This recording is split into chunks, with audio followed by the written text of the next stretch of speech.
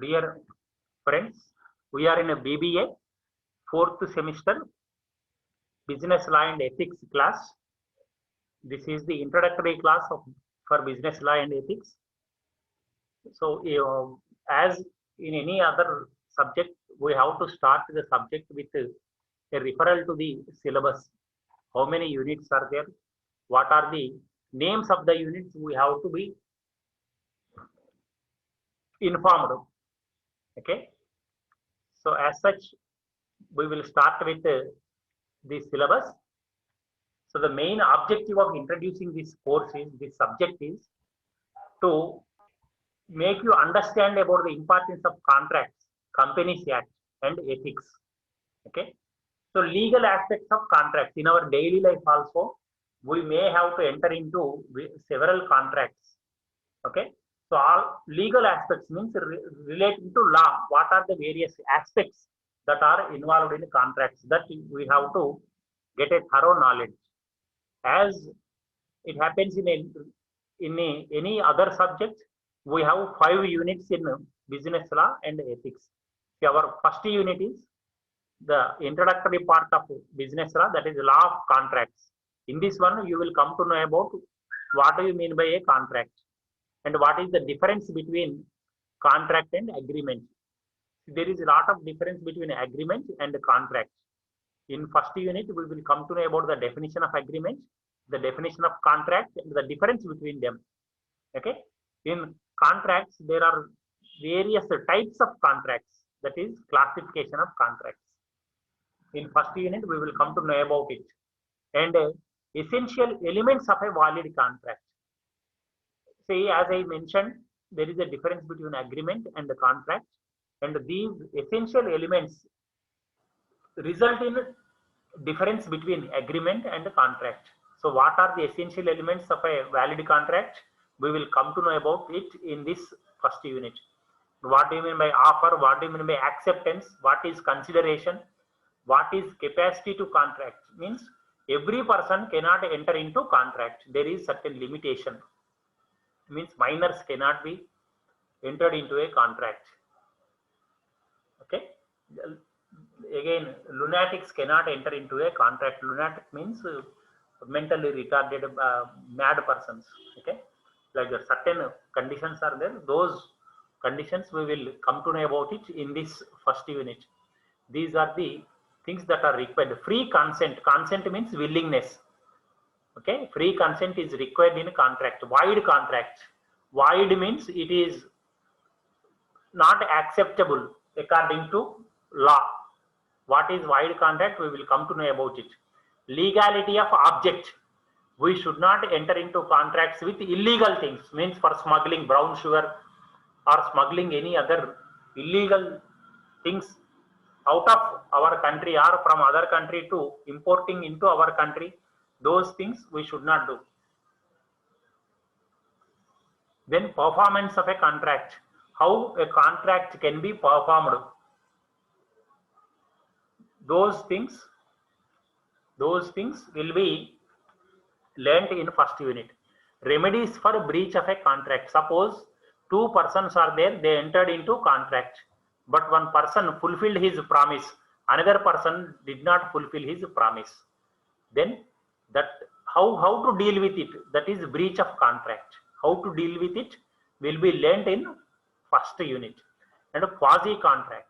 Quasi contract means almost similar to contracts. All the conditions will apply, but with a difference. Those are quasi contracts. About them, all these things, about all these topics we will discuss in first unit, that is nothing but introduction to business law. And second unit relates to law relating to special contracts. There are certain special contracts in Indian Contract Act. Salient features of contract of agency. Certain agents are there. Let us take for example, Life Insurance Corporation is there. Agents are there. So we will contact the agents. Will contact. Agents will contact the probable insurance taker, insurance policy holder, and in turn they will act as a mediator between life insurance corporation and the policy holder. So certain conditions apply in case of an agent. So what are those conditions? We will learn. What is bailment? What is pledge? What is indemnity? What is guarantee? About all these things we will come to know about in second unit. Sale of goods act. See, every day in our daily life we will sell, so we will purchase so many things on our daily life. So what are the special points to remember while purchasing? Suppose if you establish a business organization afterwards, what are the points to remember when selling to others? All those things we will learn in second unit. So distinction between sale and agreement to sell. So sale is not equal to agreement to sell. So how they differ, we will come to know about it. And conditions and warranties. See, whenever we purchase items which last for a very long time, we check its warranty period, we check the conditions. So is there any difference between condition and warranty? That we will come to know about it in this second unit. In third unit we will learn about Companies Act. Okay, mainly Companies Act was enacted in the year 1956, but I hope recently in the year 2013 Companies Act was amended. So those provisions, what are the various types of companies, how company is formed, what do you mean by memorandum of association, articles of association, what is prospectus, what are the characteristic features of a company, what do you mean by company, who is a shareholder, how meetings can be held in companies, how board meetings can be held, laws relating to meetings and proceedings, company management, how company is managed, what are the qualifications of directors, how they are appointed, management, how the management is appointed, what are the powers and legal position of directors. What do you mean by board? Board means not in our classroom we will find a blackboard or green board. This board implies directors board. MD means managing director. So who is a managing director? What are his qualifications? Who is a chairman? What are their powers? About all these aspects, we will come to know about them in the third unit. Okay, so in the first unit, we have law of contracts. Second unit is relating to special contracts. Third unit is relating to Companies Act. Okay, now come to fourth unit, consumer protection law. See, in our country, as you all know, several times consumer is being cheated by various means. So in order to protect consumer, in 1986, COPRA was passed. What is COPRA? Can anybody say what is COPRA? COPRA was passed in the year 1986. What is COPRA? In order to protect consumer, COPRA was passed in the year 1986. What is COPRA? COPRA means Consumer Protection Act. CO stands for consumer. PR stands for protection. A stands for act. Consumer Protection Act was enacted in our country in order to protect the rights of consumers. So how consumer is protected? We will come to know about it. What is the process? How consumer can be protected as per the law of the land? This can be learned in the fourth unit. So this is introduction to consumer protection law in India. What are the various consumer councils? How consumers' problem can be redressed. Redressed means solved. What is the redressal machinery, mechanism that is available in the country? We will come to know about it. What are the rights of consumers? About it, we will come to know about. And how pollution control law is active in the country. Means there are various kinds of pollutions. That is, air pollution is there, water pollution is there, environmental pollution is there. How pollution can be controlled, how it is controlled in our country, what are the laws relating to the control of pollution, various kinds of pollutions. Those aspects we will come to know about in the fourth unit. And not only that, consumer awareness. How consumer has to be made aware of his rights, his responsibilities. So all those aspects you will learn in fourth unit. Now in the last unit we have business ethics. So as mentioned, our subject is business law and ethics. So first 4 units are related to business law, and the last unit, that is fifth unit, is related to ethics, business ethics. So what is ethics? What do you mean by ethic? Ethic means, can anybody define ethic? What is ethics? Business ethics is a combination of 2 words, business and ethics. What do you mean by ethics? Can anybody define? Values. Values, sir. Value, very good. Value, or morally correct thing is known as ethics. So you see, suppose examination is going on, there is no invigilator. If you are following ethics, you will write on your own. If you do not follow ethics, when invigilator is not there, what you will do?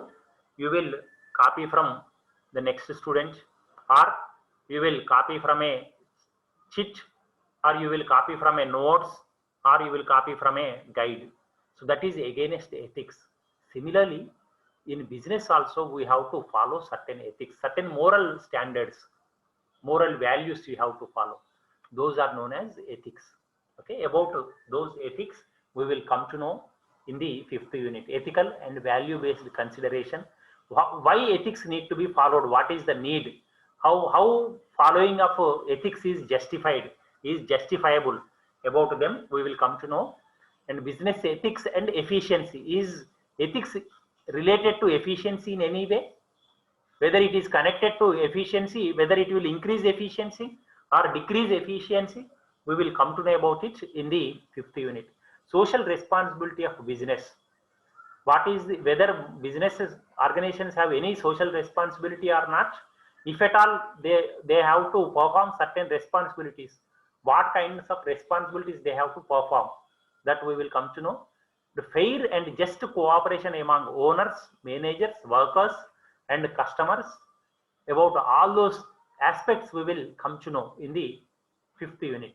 Fair market wages. When a business organization is established, certain employees will be there, they have to be paid wages or salaries. So how to fix wages, how to fix salaries, whether there any principles are there, moral ethical principles are there or not, we have to follow. Integrity and ethical consideration in business operation. Okay, so Indian value system and its relevance in management. See, when you compare our culture with Western culture, majority of us know that we follow certain values. In Western culture, there is no term called dharma. But in our culture, we have dharma. Means what is good, what is bad. Our ancestors have defined. They have certain rules and regulations. About them, we will discuss in the fifth unit. So this is our chapterization, and coming to, we will start with the first unit, that is introduction to law of contracts. Okay, so but let me tell you one thing. Last year already some aspects of the first unit I have discussed. Okay, that recorded video is available with me. I am sharing it now. See, in the YouTube I will upload this video, whatever up to now we have discussed this syllabus, this video, this class, this lesson I am going to upload in YouTube. In the comments you find the video lecture of the topics that are mentioned in first unit. Certain introductory topics means the definition of contract and agreement and essential elements of a valid contract. These you can find in the video that I am going to share in the comments section of my YouTube class. So when I upload this video in YouTube, you find the video link in the comments section. I hope I am very clear. That link also I am just showing you in this slide. I hope it is clear. I will share this link in comments section of the video that I am going to upload now. Okay, thank you very much, dear friends. Thank you, sir.